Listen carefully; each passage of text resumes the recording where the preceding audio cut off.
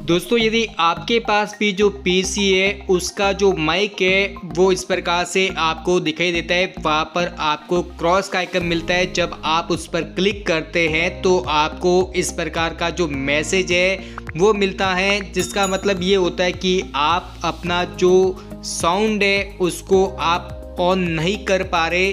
तो आज मैं आपको बताने वाला हूँ कि आप इसका सॉल्यूशन कैसे कर सकते हैं। तो इसके लिए सबसे पहले आपको स्टार्ट पर क्लिक करना है और यहाँ पे आपको जाना है डिवाइस मैनेजर।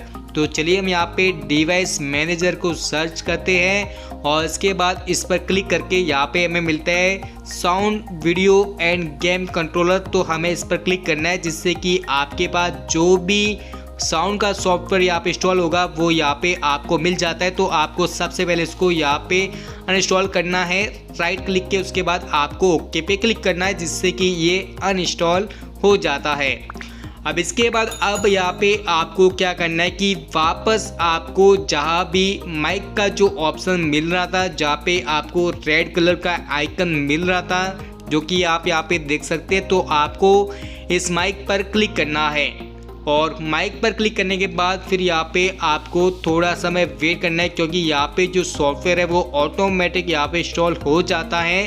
तो इसके लिए बस आपको कुछ समय वेट करना है, उसके बाद आप इसको यहाँ पे बंद कर सकते हैं। अब यहाँ पे आप अपने साउंड को देख सकते हैं कि आपका जो साउंड है वो चालू हो चुका है। इसी प्रकार से यहाँ पे आप देख सकते हैं कि मेरा जो साउंड है वो भी यहाँ पे ऑन हो चुका है। यदि आपका भी ऑन हो जाए तो प्लीज़ इस वीडियो को लाइक ज़रूर कीजिए, क्योंकि ये तरीका शायद किसी ने बताया, क्योंकि इस तरीके में मैंने आपको बिना किसी सॉफ्टवेयर के आपको जो साउंड है उसको चालू करना बताया है।